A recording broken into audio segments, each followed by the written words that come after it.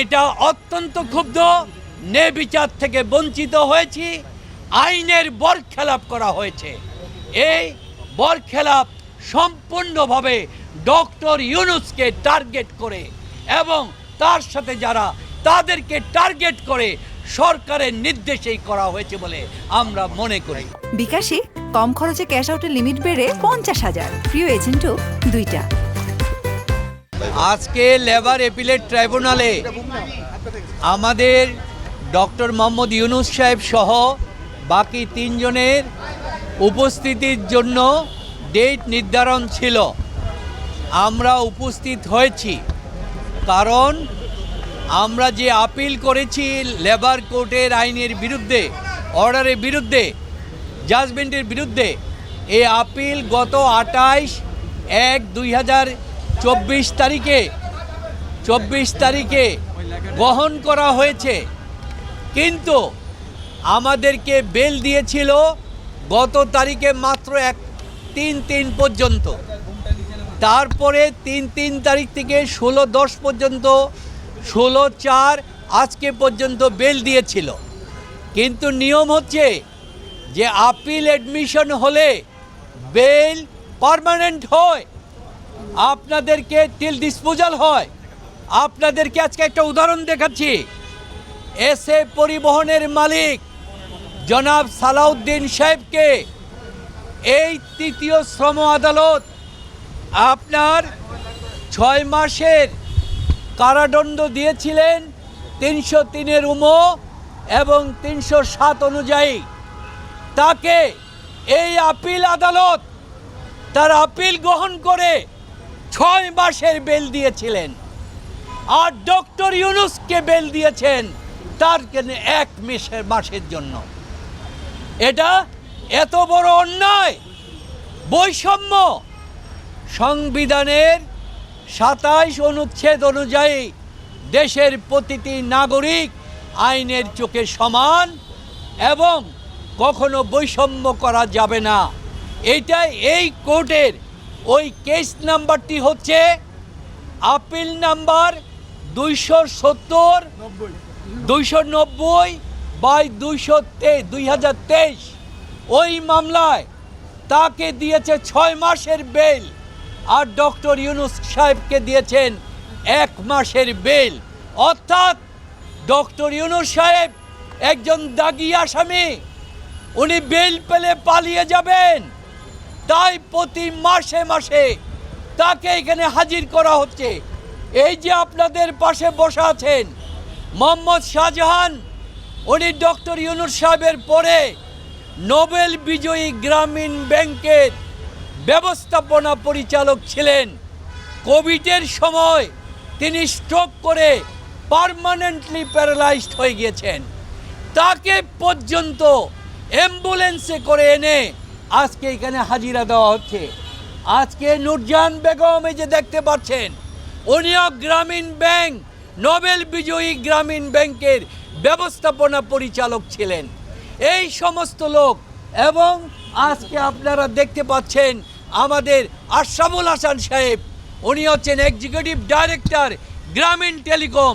তারা হচ্ছেন আজকে সমাজের কাছে অত্যন্ত নিকৃষ্ট ব্যক্তি।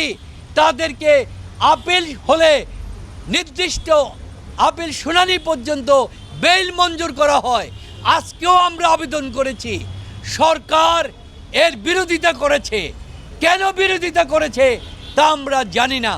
অথচ আপনারা জানেন যে আপনারা ইসলামী ব্যাংকের একজনে আপনার 1100 কোটি টাকা আত্মসাৎ করে পালিয়ে গিয়েছে।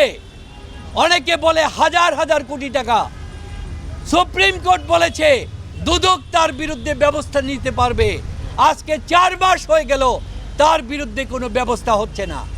আপনারা জানেন, আমরা সামাজিক মাধ্যমে জানতে পাচ্ছি সাবেক আইজি, পুলিশের সাবেক আপনার র্যাবের প্রধান, যার বিরুদ্ধে মার্কিন যুক্তরাষ্ট্র ভিসা নিষেধাজ্ঞা দিয়েছে, তার হাজার হাজার কোটি টাকার সম্পদ, হাজার হাজার কোটি টাকার নগদ, এই যার বেতন সারা জীবনে হচ্ছে 2.5 কোটি টাকা, এর কোনো তদন্ত হচ্ছে না, সরকারের পক্ষ থেকে কোনো ইনভেস্টিগেশন করা হচ্ছে না।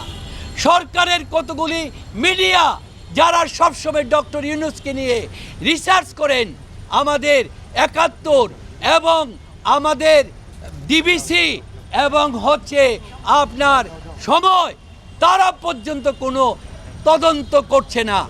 এই যে অবস্থা হচ্ছে, এই অবস্থার মধ্যে দেখা যাচ্ছে ডক্টর ইউনূসের সামাজিক ব্যবসাকে, সারা বিশ্বে তার গ্রহণযোগ্যতাকে ম্লান করে দেওয়ার জন্য একটি চক্রান্ত। মিস্টার মামুন, আমি একটা প্রশ্ন করতে চাই, সেটা হলো যে যেই আদালত ডক্টর ইউনূসকে 6 মাসের সাজা দিয়েছে, উনার যে মর্যাদা এবং বর্তমান শ্রম আপিল ট্রাইব্যুনালের যে বিচারক এম এ আওয়াল, উনারও মর্যাদা একই। আপনারা কি আইনের এই প্রশ্নটা নিয়ে যাচ্ছেন না কেন, অথবা ডক্টর ইউনূসের আইনজীবী প্যানেলের এটা ব্যর্থতা কিনা, আইনের এই প্রশ্নটা আপনারা উঠাতে পারছেন না কেন? না, একই আদালত তো তাকে সে আপিল শুনতেও পারে না, জামিনও দিতে পারে না। আপনারা আইনের এই প্রশ্নটা কি ডক্টর ইউনূসের আইনজীবী প্যানেলের ব্যর্থতা? আমরা আজকে যেই কোর্টে এসেছি, এই কোর্ট হচ্ছে শ্রম অ্যাপিলেট ট্রাইব্যুনাল। এই শ্রম অ্যাপিলেটেড ট্রাইব্যুনাল হচ্ছে বর্তমান চেয়ারম্যান, উনি চেয়ারম্যানের দায়িত্বে আছেন। এখন চেয়ারম্যানের দায়িত্ব থেকে উনি দায়িত্ব পালন করছেন। আপনারা শুনেছেন আগর ডক্টর ইউনূস সাহেব একটি কথা বলেছেন, আমি আইনের প্রতি শ্রদ্ধাশীল, আমি আইনের কোনো জটিলতা সৃষ্টি করে আমি কোনো রকম বেনিফিট নিতে চাই না। উনি বলেছেন আমি নির্দোষ, আমার একটাই হচ্ছে অপরাধ, আমি বলেছি দারিদ্রতাকে আমি মিউজিয়ামে পাঠাবো, সারা বিশ্বের দারিদ্রতাকে মিউজিয়ামে পাঠাবো।